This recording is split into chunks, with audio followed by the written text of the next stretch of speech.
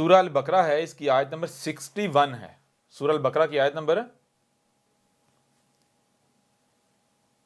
61، سورہ البقرہ کی آیت نمبر 61 میں جو بات کی گئی ہے وہ یہ بتایا گیا ہے وَإِذْ قُلْتُمْ، اور جب تم نے کہا یا موسیٰ، اے موسیٰ، لَن نَصْبِرَ عَلَىٰ طَعَامٍ وَاحِدٍ، ہم ایک ہی طرح کے جو کھانے ہیں، طَعَامٍ واحدٍ، ایک ہی طرح کا کھانا نہیں کہا، طَعَامٍ بہت سارے کھانے ہیں، واحدٍ اور ایک اور ایک اور ایک اور ایک، بہت سارے ہیں، لیکن وہ ایک ہی طرح کے کون سے ہیں جی؟ طیب رزق جو ہے، یعنی ثمرات جو ہے، ثمرات عرفہ رزق جی، جب تم نے کہا کہ ہم ہرگز جو ہے وہ طعام واحد جو ہے ان کے اوپر صبر نہیں کر سکتے، فادو لنا ربک یخرج لنا مما تنبت الارض من بقلها و کسائها و فومها و عدسها و بصلها، یعنی کہ وہ ہمارے لیے یہ جو لہسن ہے، پیاز ہے، سبزیاں ہیں، یعنی یہ چیزیں، دالیں وغیرہ ہیں، یہ چیزیں نکالے تاکہ ہم جو ہے مسالے بنا کے، سالن بنا کے ساتھ میں روٹیاں نان یہ رگڑا کریں۔ یہ فروٹ وغیرہ یہ ہم سے نہیں کھائے جاتے، ان کے اوپر ہمارا کوئی گزارا نہیں، ان کے اوپر ہم نہیں رہ سکتے جی۔ تو موسیٰ نے کیا کہا؟ موسیٰ نے جواب دیا، کالا، کہا تھا، تبدلون الذی ہوا ادنی بالذی ہوا خیر، یعنی کہ کیا تم جو خیر رزق ہے اس کو بدلنا چاہتے ہو جو ادنا رزق ہے اس کے ساتھ؟ کیوں ادنا کہا؟ ادنا رزق کیا ہے جس سے تم بنتے ہو؟ جب ادنا رزق اختیار کرو تم خود بھی ادنا بن جاؤ گے نا، ہر لحاظ تمہاری سوچیں ادنا ہو جائیں گی، تمہارا دیکھنا یعنی سننا، دیکھنا، سمجھنا، سوچیں، فکریں سب ادنا ہو جائے گا، تم احساس کمتری کا شکار ہو جاؤ گے۔ سمجھ آ رہی ہے نہیں آ رہی؟ تمہیں اگر خیر رزق کا کہا گیا ہے تو منہ کے ٹیسٹ کے لیے نہیں کہا گیا، رزق منہ کے ٹیسٹ کے لیے، ذائقے کے لیے نہیں ہے۔ تم ظاہر کو دیکھتے ہو، اگر ظاہر کے پیچھے جاؤ گے ذلیل ہو جاؤ گے، باطن دیکھو، تم باطن سامنے رکھ کے تمہیں کہا گیا طیب رزق جو عرفہ رزق ہے اس کو استعمال کرو، اس سے کیا عرفہ رزق جو طیب رزق ہے اس کے استعمال کرنے سے تمہاری جسم جو ہے وہ پیوریفائی ہو جائیں گے، پاک ہو جائیں گے، تم طیب ہو جائے گا، رب کے ساتھ جڑ جاؤ گے، پھر دنیا کوئی طاقت تمہیں جو ہے وہ عزت حاصل کرنے سے روک نہیں سکتی، لیکن تم جو ہے وہ ذلت پسند کرتے ہو۔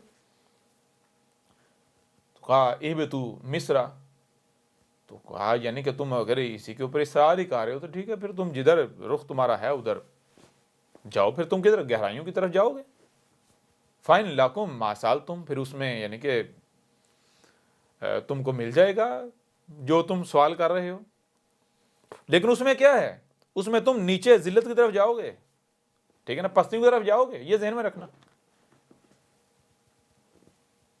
اور اب یہاں جو بات واضح کی، یہاں یہ بتایا کہ جب تک آپ کا رزق عرفہ نہیں ہوگا تب تک آپ کی سوچیں، فکریں، آپ کا جسم یہ عرفہ نہیں ہوگا، یہ طیب نہیں ہوگا جی۔ جیسا رزق ہوگا ویسے آپ بنو گے، ویسی سوچیں، ویسی فکریں، ویسا وہی سب کچھ۔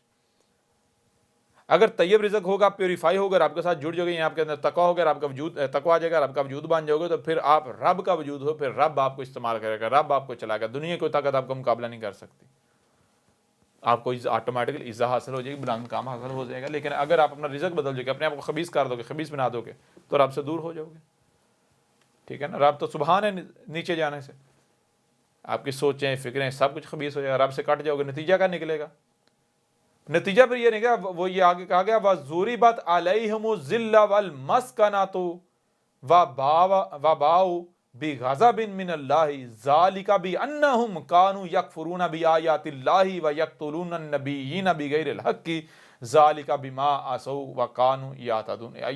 یہاں یہ کہا گیا ہے جب خوراک جو ہے اسے ادنا کر لیا جاتا ہے تو پھر نتیجہ کیا ہوتا ہے؟ نتیجہ پھر طے شدہ ہے کہ پھر ذلت و مسکنت جو ہے وہ ڈال دی جاتی ہے، ٹھیک ہے جی۔ ذلت و مسکنت، بیماریاں، طرح طرح کے یہ حالات اس طرح کے ہو جاتے ہیں، یہ کیا ہوتا ہے؟ پھر یہ اللہ کا غضب، یہ اللہ کے غضب سے ہوتا ہے۔ سمجھ آ رہی ہے نہیں آ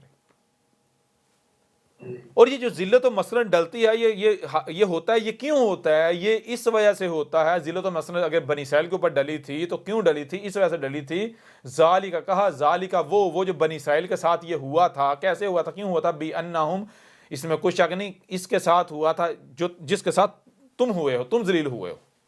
اب یہاں یہ نہیں کہا جا رہا کہ بنی اسرائیل جو ہیں وہ اس طرح ذلیل ہوئے تھے۔ بنی اسرائیل کی بات کرتے کرتے براہ راست اب یہ کہا ذالکا وہ جو بنی اسرائیل کے ساتھ ہوا تھا، بنی اسرائیل جو ذلیل و رسوا ہوئے تھے نا، ان کے بعد ذلت و مسکنت ڈال دی گئی تھی، جی اللہ کے غضب کا شکار ہوئے تھے بنی اسرائیل، اللہ کے غضب کا شکار ہوئے تھے۔ ذالک وہ جو ہوئے تھے، کیسے ہوئے تھے؟ بِأَنَّهُمْ، اس میں کچھ شک نہیں، جس کے ساتھ تم ہوئے ہو۔ بِأَنَّهُمْ اس وقت جو موجود ہیں ان کو کہا جائے، جس کے ساتھ تم ذلیل و رسوا ہوئے تھے، تمہارے اوپر یہ ذلت و مسکنت ڈالی گئی ہے۔ کیا وجہ ہے؟ کس کے ساتھ تم ہوئے وہ؟ کانو یکفرون بآیات اللہ، جو کہ جو ہے وہ قانون میں جو قدر میں کر دیا گیا۔ کیا قدر میں کر دیا گیا؟ جب تم اللہ کی آیات کا کفر کر رہے ہو، وَيَقْتُلُونَ النَّبِيِّينَ بِغَيْرِ الْحَقِّ، بغیر حق جو نبیین ہیں اللہ کے بھیجے ان کا قتل کر رہے ہو، ان کو قتل کرو گے، قتل کرتے رہے تو پھر کیا اوپر جاؤ گے نیچے جاؤ گے؟ اب اس آیت میں پیچھے بنی اسرائیل کا ذکر نہیں کیا گیا، یعنی سارا بنی اسرائیل کا پیچھے بنی اسرائیل کا ذکر کر کے آگے کہا گیا کہ آج ذرا غور کرو، کیا آج تم بھی بالکل اسی ذلت و مسکنت کا شکار نہیں؟ تمہارے اوپر وہی ذلت و مسکنت نہیں ڈال دی گئی جو بنی اسرائیل پر ڈالی گئی تھی ماضی میں؟ جی بتائیں نا، موسیٰ کے بعد، موسیٰ سے پہلے بھی، موسیٰ کے بعد، مریم کے بعد، جی اے مسلمانوں وہی ذلت و مسکنت تمہارے اوپر آئی ڈال چکی ہے نا، تو یہ کیسے؟ یہ بالکل اسی طرح ڈلی ہے جیسے بنی اسرائیل کے اوپر ڈلی تھی۔ بنی اسرائیل کے اوپر کیسے ڈلی تھی؟ وہ جو نبیین تھے ان کو قتل کر دیتے تھے، یعنی اللہ کے بھیجے ہوئے۔ کیوں؟ ان کی خواہشات کے خلاف آتے تھے نا، ان کی خواہشات کے مطابق نہیں آتے تھے، تو تم بھی وہی کرتے رہے، رب کے بھیجے ہوئے کا کفر و کذب کرتے رہے، تو نتیجہ کیا نکلے گا؟ جی بغیر حق انہیں قتل کرتے رہے، ان کا کفر و کذب کرتے رہے، تو جب رب کی طرف آنے والی رہنمائی کا دروازہ بند کیا جائے گا، نتیجہ کیا نکلے گا؟ جی کیا یہ تمہارے ملاٹے جو شیاطین ہیں، مشرکین ہیں، یہ تمہاری رہنمائی کر پائیں گے؟ یہ تمہیں دنیا میں بلند مقام عطا کر پائیں گے؟ اے عقل کے اندھو، گدھے کے بچو، دیکھو تو صحیح تمہاری آج جو حالت، اور یہ جن کے پیچھے تم ملاٹے، تمہارے ملاٹے نہیں تمہیں یہاں اس حالت میں لے کر آئے۔ جی رہنمائی تو یہ کار نہیں سکتے، یہ تو محض اپنے پیٹ کی خاطر تمہیں جو ہے کہانیاں سناتے ہیں، اپنا پیٹ پالتے ہیں، تمہارے اموال کھاتے ہیں۔ ذالک بما عصوا، یہ کس وجہ سے ہے؟ وہ بنی اسرائیل کے ساتھ ہوا تھا، تو کیوں ہوا تھا؟ کس کے ساتھ ہوا تھا؟ وجہ یہ تھا عصوا، نافرمانی۔ یہ تم جو نافرمانی کر رہے ہو، یہ نافرمانی اسی وجہ سے بنی اسرائیل کے ساتھ ہوا، یہی تمہارے ساتھ ہوا۔ وَكَانُوا يَعْتَدُونَ، جو ہماری حد لگائی حدود ہے، ان حدود سے تجاوز کر رہے ہو، یہی بنی اسرائیل نے کیا تھا۔ جی سمجھ آ رہی ہے نہیں آ رہی؟ یعنی ایک چیز کی اگر آپ کو حالت مجبوری میں کھانے کی اجازت دے دی جاتی ہے تو ایک حد لگائی، کہا بھائی جب تک تم اس حالت میں ہو، مجبوری میں تم نے کھانا ہے، ورنہ نہیں، اس کو عادت نہیں بنانا۔ یہی بنی اسرائیل کو کہا تھا کہ جب یعنی کہ رزق کا مسئلہ تھا، انہیں کہا کہ ٹھیک ہے تم گوشت کھا لو، لیکن حد لگائی تھی کہ اس کو عادت نہیں بنانا اور اس کو پیٹ بھر کے یعنی کہ ذائقے کے لیے نہیں کھانا۔ جب دوسرا رزق میسر نہیں ہے تو مجبوری کی وجہ میں کھانا ہے، جب مجبوری ختم ہو جائے تو پھر اس کو چھوڑ دینا ہے، ٹھیک ہے نا؟ تو وہ جو السبت کا معنی کیا ہے؟ یہ کہتے ہیں ہفتے کا دن، گدھے کے بچے، السبت کا مطلب ہفتے کا دن ہے۔ السبت کہتے ہیں کہ جب کچھ ایسے حالات ہوتے ہیں، ایسے حالات ہوتے ہیں، ایسے اوقات ہوتے ہیں، ایسے جن میں کچھ یعنی کہ وہ کنڈیشنز کے ساتھ جو ہے اجازت دی جاتی ہے کوئی کام کرنے کی۔ یعنی عام حالات میں، معمول میں وہ کام، وہ چیز الاؤ نہیں ہوتی، لیکن مخصوص حالات میں اسے کچھ وقت کے لیے الاؤ کر دیا جاتا ہے، ٹھیک ہے نا؟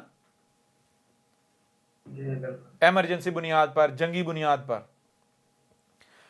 تو بنی اسرائیل کو جو ہے وہ مجبوری کی حالت میں، ایک مخصوص حالت میں، یہ جو ادنا رزق ہے، یہ جو گوشت ہے، یہ کھانے کی اجازت دی، اور ایک حد تک اجازت دی، اور کہا دیکھنا یہ جو ہم نے حد لگائی اسے تجاوز نہیں کرنا، یعنی اسے عادت نہیں بنانا، اس کو اپنا پراپر رزق نہیں بنا لینا، اور اس کو پیٹ بھرنے کے لیے نہیں کھانا بلکہ زندہ رہنے کے لیے کھانا ہے۔ تو انہوں نے کیا کیا؟ بنی اسرائیل نے حد سے تجاوز کیا، کیا حد سے تجاوز؟ انہوں نے اس کو گوشت کو، اس رزق کو اپنی یعنی اپنا مقصد بنا لیا، اپنی خوراک بنا لیا، اپنا رزق بنا لیا. تو نتیجہ کا نکلا، نتیجہ یہ نکلا کہ وہ قرادہ و خنازیر بن گئے، یعنی کہ ان کے اندر سوچنے سمجھنے کی صلاحیت ختم ہو گئی، غور و فکر کرنے کی صلاحیتیں ان کے اندر ختم ہو گئی. ظاہر بات ہے جیسا جو آپ کا رزق ہے آپ وہی بنو گے نا. سمجھ آ رہی نہیں آ رہی؟ گوشت جو ہے یہ آپ کے اندر سوچنے سمجھنے کی صلاحیت ختم کر دیتا ہے، یہ آپ کے اندر آگ پیدا کرتا ہے، آپ کے اندر جنسیت، آپ کے اندر جو ہے وہ خواہشات، یہ فحش پرستی، یہ چیزیں جو ہے آپ کے اندر جو ہے وہ درندگی جو اس کی وجہ سے آتی ہے، پروڈیوس ہوتی ہے. کیوں؟ کیونکہ جب آپ کا جو جسم ہے، اپنی باڈی ہے، اس کو آپ سمجھیں گے، اس میں غور کریں گے تو پھر آپ کو پتہ چلے گا آپ کی باڈی جو ہے یہ کیمیکل فارمولہ ہے، کیمسٹری کا فارمولہ ہے. کون کون سے جو کیمیکلز ہیں، جو عناصر ہیں، ان کی خصوصیات کیا ہیں، خصلتیں کیا ہیں. جب ایک سے زیادہ ایلیمنٹس ملتے ہیں ان کی مقدار جو ہے وہ بھی ڈیپینڈ کرتی ہے، ان کا پھر ری ایکشن کیا آتا ہے. تو جس کے پاس یہ علم ہے وہ بڑی آسانی سے جان سکتا ہے کہ گوشت جو ہے وہ کسی بھی مخلوق کا ہو وہ کتنا خطرناک ہے، ٹھیک ہے، کتنا تباہ کن ہے. گوشت جو ہے وہ آپ کی سوچنے سمجھنے کی صلاحیت ختم کر دیتا ہے. ٹھیک ہے نا؟ بات سمجھ آ نہیں آ رہی؟ گوشت آپ کی نہ صرف سوچنے سمجھنے کی صلاحیت ختم کر دیتا ہے بلکہ آپ کے اندر خواہشات کا انبار لگا دیتا ہے اور آپ کو درندہ بنا دیتا ہے. آپ کے اندر جو ہے وہ ہوس پرستی اور آپ کے اندر صبر ختم کر دیتا ہے. آپ کے اندر اجرت جو ہے وہ بڑھا دیتا ہے، جلد بازی. سمجھ آ رہی نہیں آ رہی؟ جی بالکل آ رہی. اسی طرح جو ادنا رزق ہے، دالیں وغیرہ، یہ ادنا رزق ہے، اس کے اندر بھی یہ ساری چیزیں پائے. تو یہ کہا کہ جب انہوں نے اسد سے یعنی تجاوز کیا، یعنی جو حدود ہم نے لگائی تھی، وہ جب انہوں نے تجاوز کیا تو نتیجہ کہ وہ قرادہ و خنازیر بن گئے. یعنی یعنی قرادہ یعنی وہ ان کا معاملہ یہ ہوگا کہ ان کے اندر سوچنے سمجھنے کی صلاحیت ختم ہوگی. وہ جو سنتے جو دیکھتے اس کے پیچھے چل پڑتے ہیں، اپنے ملاٹوں کے پیچھے اندھو کی طرح چلنا شروع ہو گئے. اور خنازیر یعنی کہ ان کے اندر جو ہے وہ اپنی یعنی کہ پیچھے مڑ کر دیکھنا کہ پیچھے مجھ سے کوئی غلطی تو نہیں ہو رہی، اگر کوئی غلطی ہوئی ہے اس کو مان کر اس کی اصلاح کرنا، یہ صلاحیت ان کے اندر ختم ہو گئی. اگر ان کے اوپر کوئی ان کی غلطی واضح کرتا تو بجائے یہ پیچھے مڑ کے اپنی اصلاح کر لیں، اس غلطی کو غلطی مانتے ہوئے اصلاح کر لیں، وہ غلطی ان کے اوپر ان کی غلطی واضح کرنے والے کو اپنا دشمن مانتے ہوئے اس کے ساتھ دشمنی کرتے، اس کے گالیاں دیتے، بکواسات کرتے تھے. تو اس کا نتیجہ کیا نکلا؟ نتیجہ یہ نکلا کہ جب رزق آپ کا ایسا ہے تو آپ یہ بنیں گے تو پھر ظاہری بات ہے جو بھی آپ کے ساتھ عقل والی بات کرے گا تو آپ تو اس کے دشمن بن جائیں گے نا. تو وہ کون ہوتے ہیں؟ وہ تو رب کے بھیجے ہوئے ہوتے ہیں. رب کے بھیجے تو آپ پھر کیا کرو گے؟ آپ ان کا کفر کرو گے، کذب کرو گے، قتل کرو گے. جی تو نتیجہ کیا نکلے گا؟ نتیجہ آپ بلند مقام پر جاؤ گے، ذل و رسوا ہو جاؤ گے رب کے ساتھ دشمنی کرنے سے. جی رب کی طرف سے آنے میں رہنمائی کا دروازہ بند کرتے اوپر جاؤ گے، نیچے جاؤ گے ذل و رسوا ہو جاؤ گے. جی واضح ہو رہا ہے یا نہیں ہو رہا؟ تو اب یہ صرف یعنی کہ یہ ایک آیت نہیں ہے، یہ ایسی اور بھی آیات ہیں. مثال کے طور پر ہم دیکھتے ہیں، وہ آیات بھی آپ کے سامنے رکھتے ہیں جو کہ دہلا دینے والی آیات ہیں. اب یہ دیکھیں، یہ جو ہے اسی طرح کی ایک اور آیت ہے، یہ سورہ آل عمران کی آیت نمبر 112 ہے. جی تو اس میں بھی یہ ضربت علیہم الذلہ، علیہم الذلہ اینما سفکوا الا بحبل من اللہ وحبل من الناس وباؤوا بغضب من اللہ وضربت علیہم المسکنۃ ذالک بانہم کانوا یکفرون بآیات اللہ ویقتلون الانبیاء بغیر حق ذالک بما عصوا وکانوا یعتدون. اب یہ جو آیت ہے جی سورہ آل عمران جو ہے اس کی آیت ہے 112. اب اس آیت میں کن کا ذکر ہے؟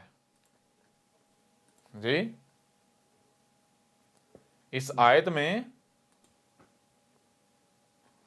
کن کا ذکر ہے؟ حیران کن طور پر اس آیت میں نہ تو بنی اسرائیل کا ذکر ہے، یعنی بنی اسرائیل میں سے نہ تو یہودیوں کا ذکر ہے، نہ عیسائیوں کا ذکر ہے، نہ کسی اور کا ذکر ہے. بلکہ اگر آپ اس سے پچھلی آیات دیکھیں تو مسلمان خود مانتے ہیں. کیا مانتے ہیں؟ یہ آیت 112 ہم نے پڑھی، اس سے پیچھے آیت 111 اور 110 نمبر آیت کیا ہے؟ کنتم خیر امۃ اخرجت للناس تأمرون بالمعروف وتنہون عن المنکر وتؤمنون باللہ وَلَوْ آمَنَ أَهْلُ الْكِتَابِ لَكَانَ خَيْرًا لَهُمْ مِنْهُمُ الْمُؤْمِنُونَ وَأَكْثَرُهُمُ الْفَاسِقُونَ۔ تو چیز یہ ہے، یہ پیچھے یہ کن سے بات ہو رہی، کن کا ذکر ہو رہا ہے؟ ایک مسلمان اور مسلمانوں کے ملاٹے مانتے ہیں کہ کنتم خیر امۃ، یہ ہم مسلمان ہیں، ہم سے کلام کیا جا رہا ہے، یہ ہمارا ذکر ہے، ایسا ہی ہے نا؟ جی بالکل کنتم خیر امۃ، تو یہ جو بھی یہ کلیم کرتے ہیں کہ ہم امت خیر ہیں، یہ جو اپنے آپ کو امت خیر کہہ رہے ہیں، ان کے بارے میں آگے کہا گیا ہے کہ اے خود کو امت خیر کہلوانے والو، آج ہم تم سے سوال کرتے ہیں کہ ذرا آج تم یہ بتاؤ، آج تم واقعتاً امت خیر ہو یا آج تم بذات خود شر کا شکار ہو؟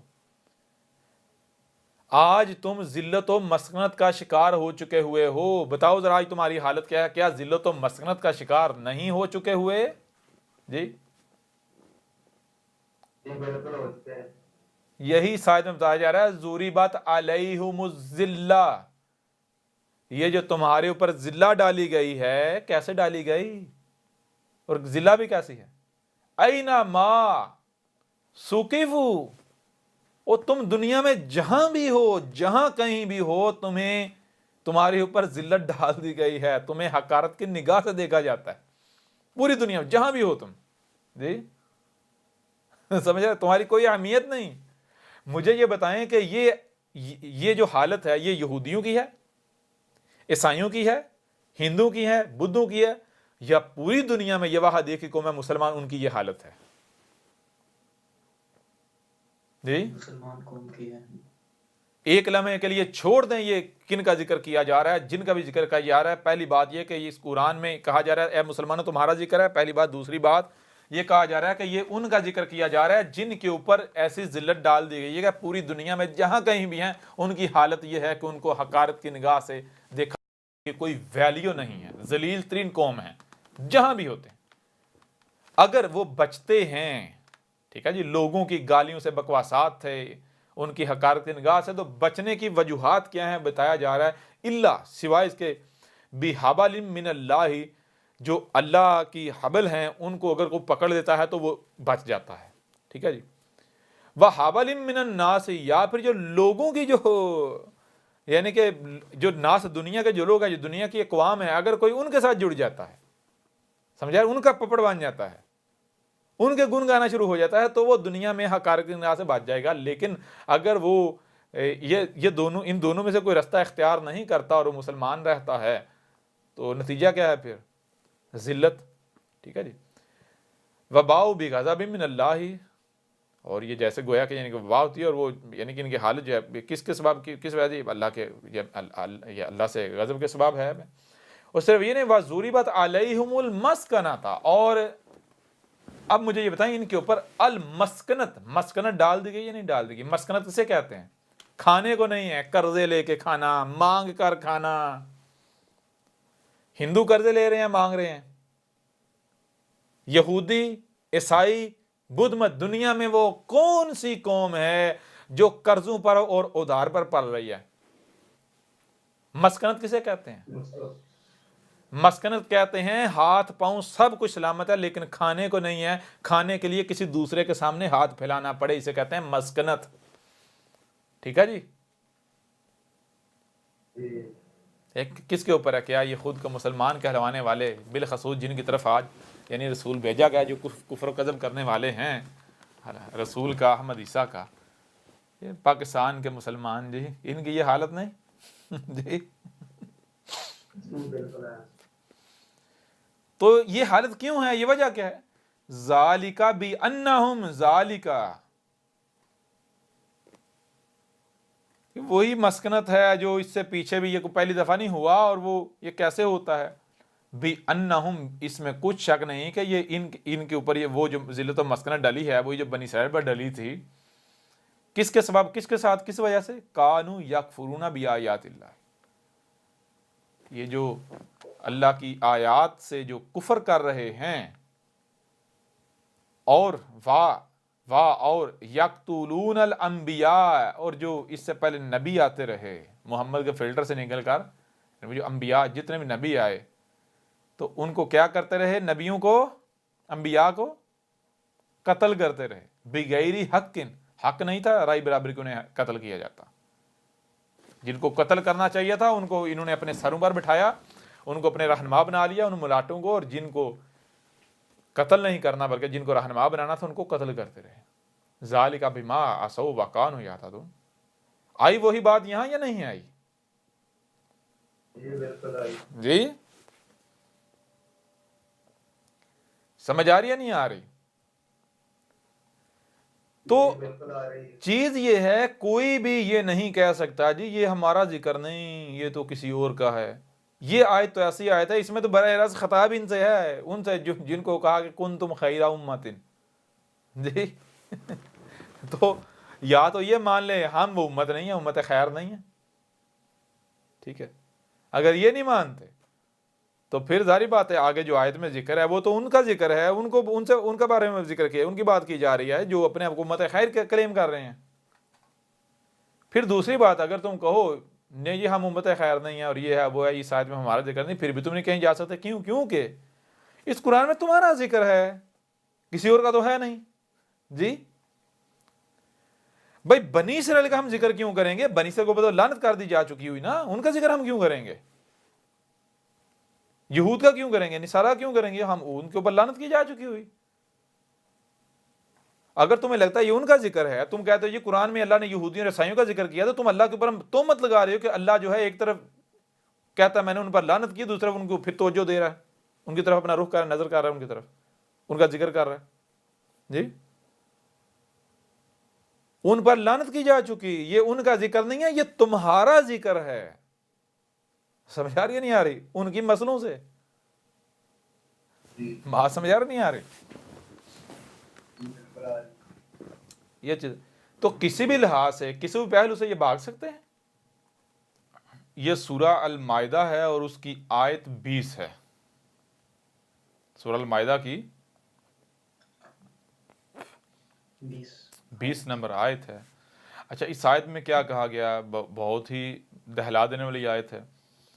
اس آیت میں کہا گیا وَإِذْ قَالَ، اور تب کہا تھا، کس نے کہا تھا؟ موسیٰ نے لی قومہ، اپنی قوم کے لیے. اور تب کہا تھا موسیٰ نے کس کے لیے؟ اپنی قوم کے لیے. یا قوم اذکروا، اے میری قوم کیا یاد کر رہے ہو نعمت اللہ، کہ کس طرح جو ہے وہ اللہ نے نعمت کی تھی علیکم تمہارے اوپر.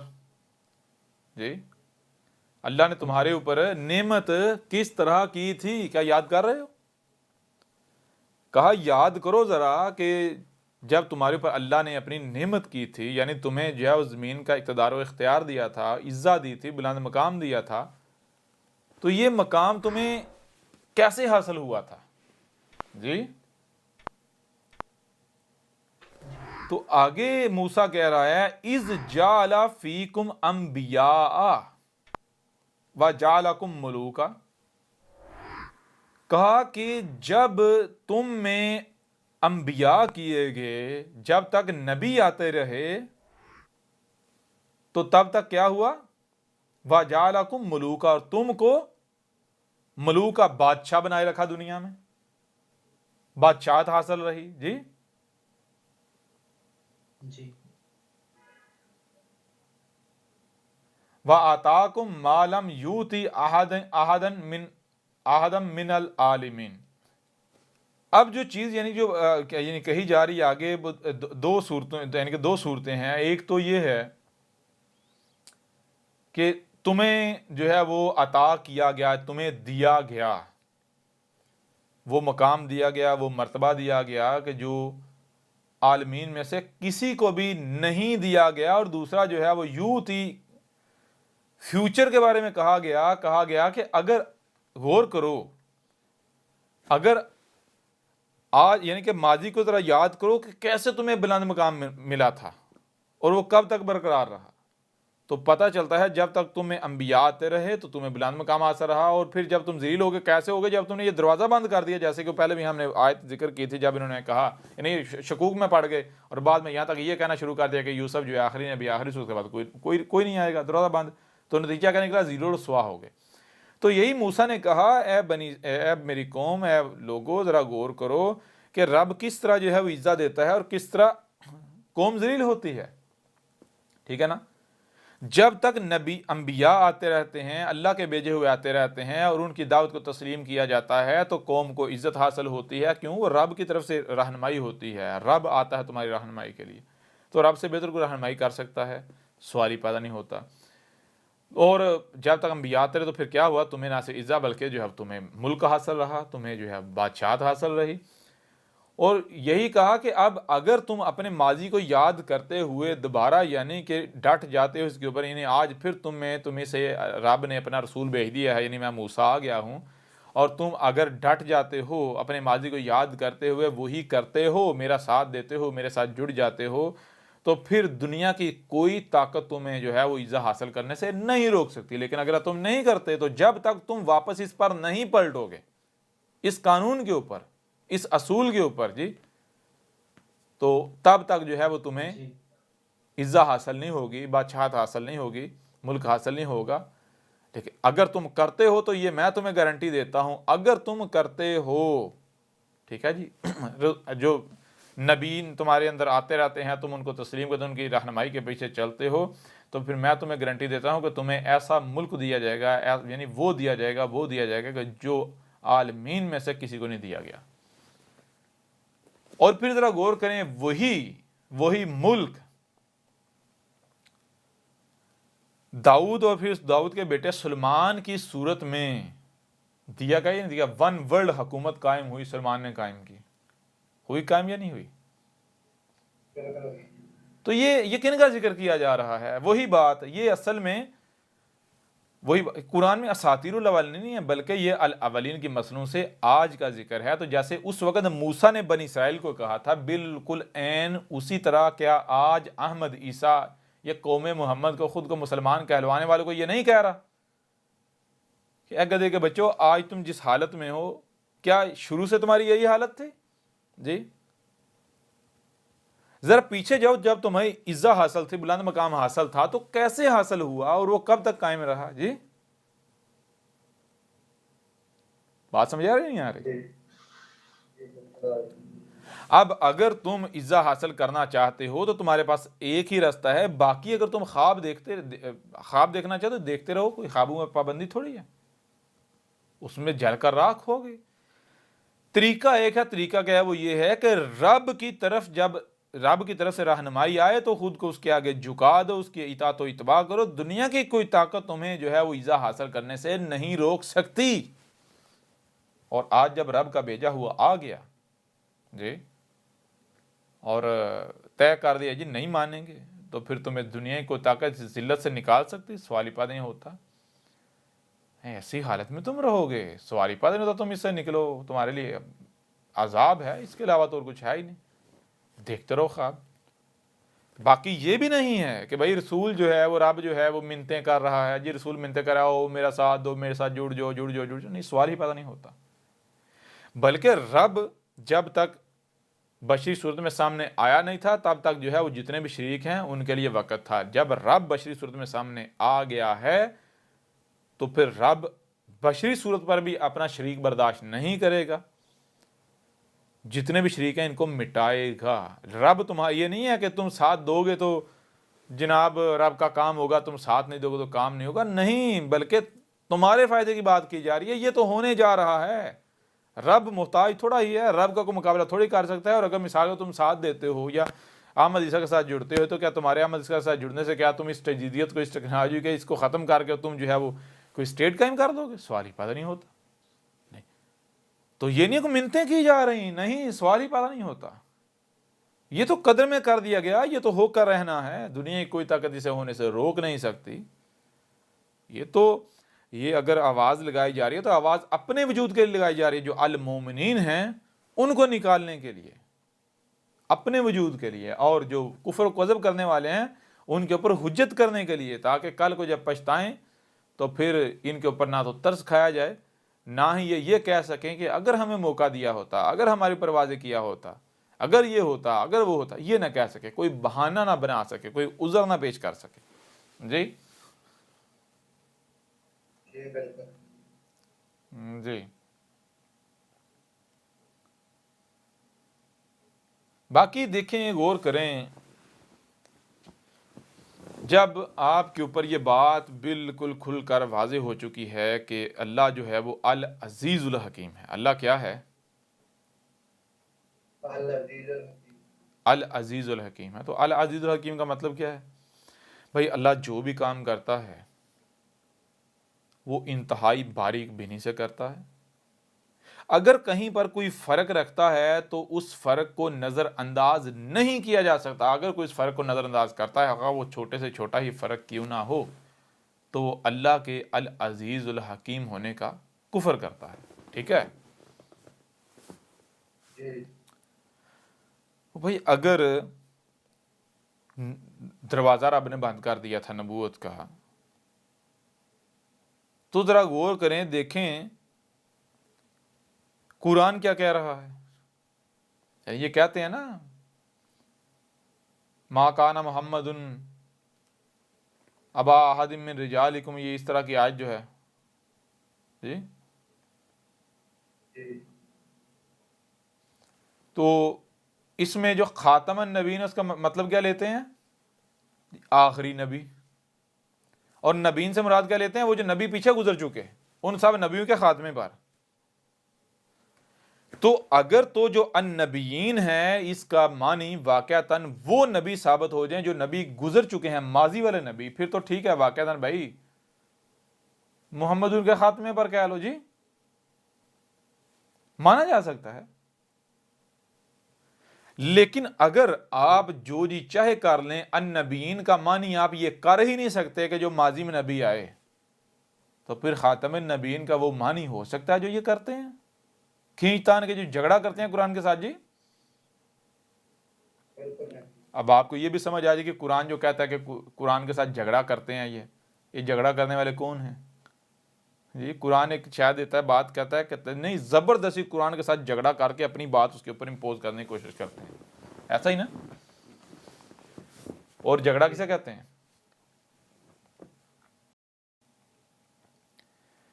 تو اب دیکھتے ہیں کہ جو النبیین ہیں اس کا معنی وہی ہے جو یہ لیتے ہیں ماضی والے نبی یا نبیوں کی جمع. اگر نبیوں کی جمع معنی سامنے آ جائے، ماضی والے نبی آ جائے، تو ٹینشن ختم. جی سچے ہیں، یہ مان لیتے ہیں سچے ہیں. لیکن اگر جو النبیین ہے اس کا ترجمہ یا اس کا معنی نہ ماضی والے نبی یا نبیوں، نہ ہی نبیوں کی جمع سامنے آئے، بلکہ کچھ اور آئے، اور وہ ایسا معنی سامنے آئے کہ جو آپ چاہ کر بھی جو اپنے معنی و مطلب پہنانے کی کوشش کرتے ہیں وہ نہیں پہنا سکتے، تو پھر جھوٹا کون؟ جی کذاب کون؟ مشرک کون؟ قرآن کے ساتھ جھگڑنے والا کون؟ اللہ کی بات کو، قرآن کو اپنے جوتے کی نوک پر رکھنے والا کون؟ جی یہ مسلمان ثابت ہوتے یا نہیں ہوتے ختم نبوت والے؟ جی بالکل ہوتے ہیں. اب جب اللہ العزیز الحکیم ہے، اگر رائے برابر بھی کہیں فرق رکھتا ہے اسے نظر انداز نہیں کیا جا سکتا. ذرا غور کریں، قرآن میں 5 الفاظ کا استعمال ہوا ہے. نمبر 1 نبی، نمبر 2 لفظ نبی کے نیچے 2 زیریں نبیین، نمبر 3 انبیاء، نمبر 4 نبیون، نمبر 5 نبیین. کوئی چھٹا لفظ آپ کو نہیں ملے گا. ٹھیک ہے جی، نبی، نبیین، انبیاء، نبیون، نبیین. ٹھیک ہے جی. ان میں سے ایک جو لفظ نبی ہے وہ تو واحد نبی، جسے کہتے ہیں واحد کا صیغہ ہے. ٹھیک ہے نبی. اور دوسرا جو ہے لفظ نبی کے نیچے 2 زیریں، تو جب 2 زیریں آ جائیں تو آگے یعنی جتنا آگے سے آگے لے جایا جا سکتا ہے، تو نبی کو آگے سے آگے یعنی 1 نبی، 2 نبی، 3 4 5 6 7 آگے سے آگے یعنی جتنے نبی ہو سکتے ہیں. اس کا معنی کیا بنتا ہے؟ نبیین کا مطلب بنتا ہے کل کے کل نبی. اور آپ اسی قرآن کو اٹھا کے دیکھیں کہ قرآن جب نبیوں میں سے نبی یا رسولوں میں سے رسول کی بات کرتا ہے تو قرآن کیا کہتا ہے؟ من نبیین یا پھر من رسولن، یعنی من نبیین، لفظ نبی کے نیچے 2 زیریں لگاتا ہے، یا کہتا ہے کہ جتنے بھی نبی ہیں ان میں سے جو بھی نبی. रसूल लफ्ज यानी रसूल के लाम के नीचे दो ज़ेर हैं, यानी जितने भी रसूल हैं उनमें से जो भी रसूल आया जी। तो एक नबी लफ्ज जो है वो वाहिद हो गया, लफ्ज नबी के नीचे दो ज़ेरें ये जमा हो गया। पीछे बचते हैं तीन अल्फाज अंबिया, नबीयून और नबीयीन। हैरान कुन तौर पर जो कलाम किया जा रहा है, मुखातब जो है इंसान है, इंसान के लिए तीन हालतें बनती हैं, और वो तीन हालतें कौन सी हैं? एक माजी है, एक हाल है और एक मुस्तकबल है। तीन अल्फाज बचते हैं, इंसान से कलाम किया जा रहा है, तो ज़ाहिर बात है जब इंसान से कलाम किया जा रहा है तो माजी की भी बात की जाएगी, हाल की बात की जा सकती है, मुस्तकबल की भी। तो तीनों सीगे चाहिए। तो कहीं ऐसा तो नहीं कि ये अंबिया, नबीयुन, नबीन, ये माजी, हाल और मुस्तकबल जो है ये सीगे हैं। बेशक जमा के सीगे भी हैं, लेकिन सिर्फ जमा के सीगे नहीं है, बल्कि जमा माजी है, जमा हाल है, जमा मुस्तकबल है जी।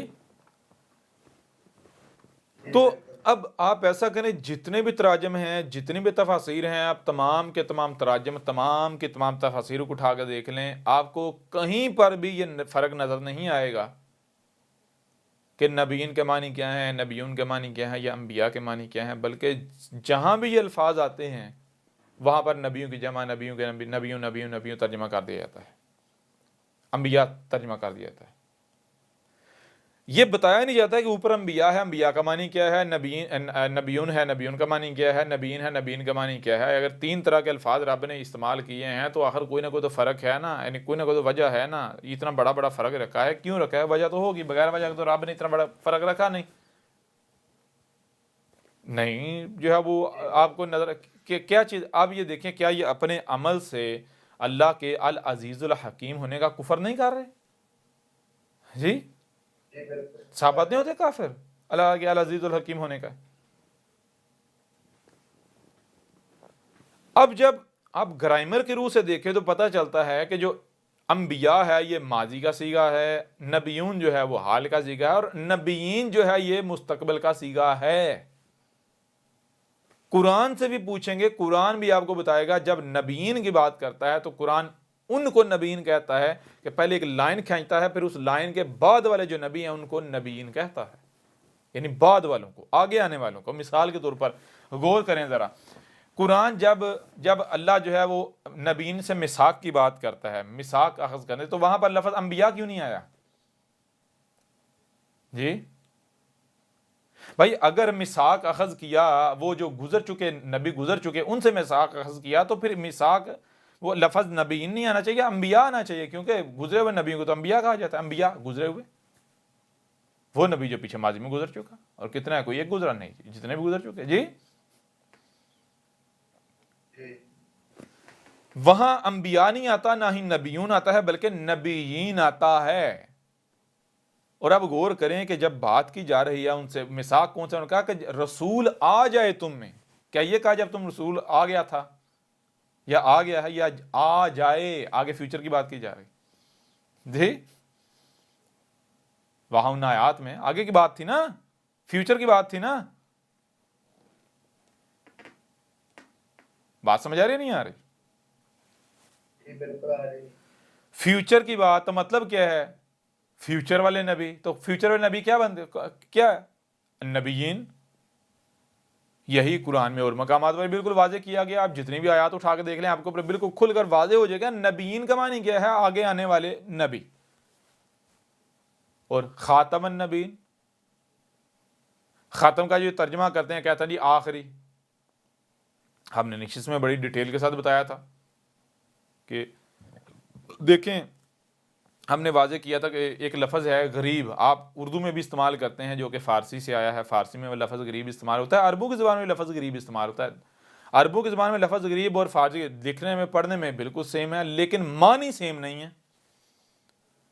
फ़ारसी में गरीब को कहते हैं जिसके पास कुछ भी नहीं है, भूखा नंगा। और यानी कि फ़ारसी में और उर्दू में गरीब जो है उसका मानी है अमीर की ज़िद। और अरबों के ज़माने में गरीब कहते हैं जो छुपा हुआ है, जो अजनबी है, मौजूद तो है لیکن دکھائی نہیں دے رہا، نظر نہیں آ رہا، گویا کہ یعنی اس کی موجودگی گویا کہ غیر موجودگی ہے، موجود تو ہے لیکن موجود ہونے کے باوجود جو ہے وہ موجود نہیں ہے، نظر نہیں آ رہا، چھپا ہوا ہے۔ جی اب اگر کوئی عربوں کی زبان کے لفظ غریب کا ترجمہ و معنی فارسی والا کر دے گا تو وہ سچا ہو سکتا ہے؟ وہ دھوکہ نہیں دے رہا آپ کو؟ بالکل دھوکہ دے رہا ہے۔ ایسا ہی ہے نا؟ بالکل اسی طرح خاتم لفظ صرف عربوں کی زبان کا نہیں ہے، بلکہ خاتم جو ہے وہ فارسی کا بھی ہے، جو کہ اردو میں بھی استعمال ہوتا ہے۔ فارسی میں جو ختم ہے یا خاتم ہے، فارسی میں ختم کہتے ہیں اینڈ کو، لاسٹ کو، اور خاتم کہتے ہیں اینڈ کرنے والا، آخر کرنے والا۔ ٹھیک ہے جی؟ عربوں کی زبان میں خاتم کے یہ معنی نہیں ہے۔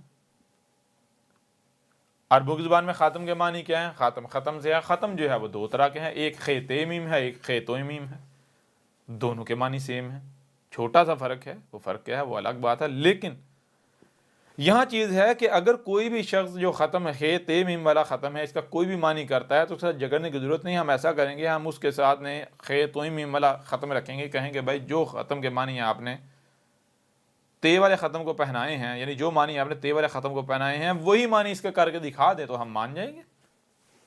کیوں؟ کیونکہ دونوں کا ایک ہی معنی ہے، چھوٹا سا فرق ہے، وہ فرق کیا ہے وہ میٹر نہیں کرتا، کیونکہ وہ اس کا اس کے ساتھ تعلق ہی نہیں ہے۔ تو جو معنی آپ توئیں والے ختم کے کرتے ہیں آپ کو وہی توئیں والے ختم کو پہنانے پڑیں گے۔ اگر تو وہ اس کو آپ پہنا پاتے ہیں تو آپ سچے، اگر نہیں پہنا پاتے تو آپ جھوٹے ثابت ہو جاتے ہیں۔ کسی بھی عرب دان سے پوچھ لیں جو توئیں والا ختم ہے اس کے معنی کیا ہے تو آپ کو بتائے گا توئیں والا ختم کہتے ہیں جناب یہ منہ کے اوپر جو ماسک چڑھایا جاتا ہے، جیسے اس وقت ماضی میں جانور جو ہے، کوئی جانور کا بچہ ہے وہ دودھ نہ پیے ماں کا تو اس کو چھکا سا چڑھا دیا جاتا ہے، سانس تو لے لیکن وہ دودھ نہ پی سکے، کچھ کھا نہ سکے۔ اس طرح گندگی کھانے والے جانوروں کے اوپر منہ پر بھی چھکا، اس کو بھی ختم جو ہے وہ خیتوں میں ختم کہتے تھے۔ منہ کے اوپر کپڑا جو ہے وہ چڑھا لینا تاکہ سانس لینے سے دھول مٹی نہ جائے، دھول مٹی سے بچنے کے لیے آکسیجن تو جائے، صاف ہوا تو جائے لیکن دھول مٹی نہ جائے، اس سے بھی ختم کہتے تھے۔ تو یہ کیا ہے؟ وہ چھکا منہ پر چڑھانا اور یہ منہ کے اوپر ماسک لگانا، یہ ماسک کیا ہے؟ منہ کے اوپر کپڑا چڑھا لینا تاکہ دھول مٹی نہ جائے، ہوا تو جائے، یہ کیا ہے؟ اس کو انگلش میں فلٹر نہیں کہتے تو اور کیا کہتے ہیں جی؟ فلٹر کہتے ہی نہیں کہتے۔ جب خیت توئیں میم والے ختم کا معنی فلٹر ہے تو خیت تے میم والے ختم کا معنی آخری کیسے ہو گیا؟ یہ فارسی کا لفظ تھوڑا ہی ہے، یہ تو عربوں کی زبان کا لفظ ہے۔ تو ہم کیا واضح کریں؟ ہم یہ واضح کریں ختم کا معنی نہیں بلکہ ختم کا معنی ہے فلٹر، اور حیران کن طور پر آپ ایسا کریں قرآن میں ختم جہاں جہاں بھی استعمال ہوا ہے، پورے قرآن کو اٹھائیں، جن جن آیات میں لفظ ختم استعمال ہوا ہے تو آپ کے اوپر بالکل واضح ہو جائے گا۔ آپ جتنی بھی آیات ہیں وہ آیات جو فلٹر معنی ہے اس کو قبول کرتی ہیں، جو ختم آخری لاسٹ اس کو کک مار دیتی، ریجیکٹ کر دیتی ہیں، جیسے ختم اللہ علی قلوبہم، یہ والی آیت ہے جی، والا ابصارہم والا ہم غشاوۃ، یہ آیت جو ہے آپ سامنے رکھیں، یہاں پر آپ جو بھی ختم کا معنی کرتے ہیں وہ یہاں پہنا کر دکھائیں، ہم نہیں پہنا سکتے۔ یہاں کیا معنی آتا ہے؟ بالکل واضح ہے بھائی، فلٹر، لوگوں کی آنکھ دیکھنے کی صلاحیت کانوں کے اوپر جو ہے فلٹر لگے ہوئے ہیں، وہ اسی فلٹر سے دیکھتے ہیں، مادیت کا فلٹر ہے، دنیا پرستی کا فلٹر ہے۔ کسی بھی مشین کو دیکھیں گے تو وہ جو مادہ پرستی کا فلٹر ہے، سہولت کا فلٹر ہے، وہ لگا ہوا ہے، اسی فلٹر سے دیکھیں گے انہیں وہ سہولت نظر آئے گی، وہ کیسے وجود میں آئی ہے، اس سے کیا تباہی ہو رہی ہے، کیا فساد ہو رہا ہے وہ نظر نہیں آئے گا۔ انہیں گاڑیاں نظر آئیں گی، دعوت الارض نظر نہیں آئے گا، انہیں جدیدیت نظر آئے گی، فتنہ دجال نظر نہیں آئے گا، انہیں یہ گاڑیوں کا دھواں تو نظر آئے گا، دخان ہی نظر نہیں آئیں گی جی۔ جی بالکل۔ پھر سوال یہ پیدا ہوتا ہے کہ اگر ختم کا معنی آخری ہے تو قرآن میں جہاں بھی آخری کا ذکر کرنا چاہیے وہاں بھی ختم آنا چاہیے، یا پھر سوال یہ پیدا ہوتا ہے کہ اگر ختم یعنی کہ عربوں کی زبان میں آخری کو یا آخر کو ختم نہیں کہتے تو پھر آخری کو یعنی آخر کو کیا کہتے ہیں؟ قرآن کو بتانا چاہیے. تو جب ہم قرآن کو اٹھائیں تو بالکل واضح ہو جاتا ہے. مثال کے طور پر کون ہے جو اس بات کا انکار کر سکتے؟ دیکھیں قرآن میں کیا ہے، الاول والآخر. آخر کس کی ضد ہے؟ اول کی اول کیا ہے وہ بتانے کی ضرورت ہے؟ جی اول کی ضد آخر ہے یا نہیں ہے؟ جی بالکل ہے. تو قرآن تو خود بتا رہا ہے بھائی آخر کو عربوں کی زبان میں آخر ہی کہا جاتا ہے، نہ کہ ختم. جی جی بالکل. اگر ختم کا معنی آخری ہوتا یا خاتم کا معنی آخری ہوتا تو پھر یہ ہوتا الاول والختم یا والخاتم. جی خاتم ہو یا خاتم ہو. جی یہ تو نہیں ہے، وہاں تو الآخر ہے. قرآن تو واضح، بالکل واضح، کھول کھول کر واضح کر رہا ہے، بتا رہا ہے کہ عربوں کی زبان میں آخر کو آخر ہی کہتے ہیں، لاسٹ کو آخر ہی کہتے ہیں. اگر محمد آخری ہوتا تو سیدھا آخر لکھ دیتے. جی اتنی پہلیاں بجانے کی کیا ضرورت تھی؟ واضح ہو رہا ہے یا نہیں ہو رہا؟ جی بالکل ہو رہا ہے. اس کے باوجود بھی اگر کوئی ضد کرتا ہے، جہالت کے اوپر ڈٹا رہنا چاہتا ہے، تو جان لے یہ حق ہے. یا تو اسے باطل ثابت کرے، اگر باطل ثابت نہیں کر سکتا یہ حق ہے تو پھر حق اپنا شریک برداشت نہیں کرتا. یہ زیادہ دن یا زیادہ وقت، زیادہ عرصہ تم لوگ کر سکتے. مانو گے، ایک ایک مانے گا، لیکن تب ماننا کوئی نفع نہیں دے گا. احمد عیسیٰ کون ہے؟ کیا آپ احمد عیسیٰ کو جانتے ہیں؟ احمد عیسیٰ وہ ہے جس نے ان باتوں پر سے پردہ اٹھایا ہے جس پر آج ہر کوئی اختلاف کر رہا ہے. حق اور باطل کی پہچان اب انتہائی آسان. آج ہی الکتاب کو ڈاؤن لوڈ کریں. مزید ویڈیوز کے لیے احمد عیسیٰ کے یوٹیوب چینل کو وزٹ کریں اور چینل کو سبسکرائب کرنا مت بھولیے گا.